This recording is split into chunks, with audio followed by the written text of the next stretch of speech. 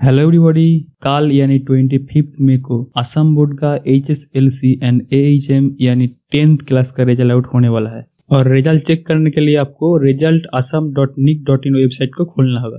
और आप जैसे ही खोलेंगे तो आपको सामने ए विंडो आप ओपन हो जाएगा और दिखाई देगा आपको रिजल्ट पब्लिश और नीचे जो लिंक रहेगा यहाँ पर आपको क्लिक करना होगा। और जैसे ही आप क्लिक करेंगे तो आपका सामने ए वाला विंडो खुल जाएगा जहाँ पर आपको दिखाई देगा एंटर योर रोल नंबर और नीचे बॉक्स है।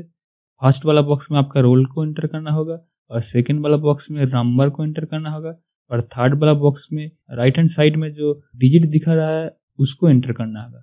और एंटर करने के बाद आपको सीधा सबमिट पर क्लिक कर देना होगा और जैसे आप क्लिक कर देंगे तो आपका जो रिजल्ट है वो आपका सामने आ जाएगा। Thanks for watching. Please subscribe this channel and thank you.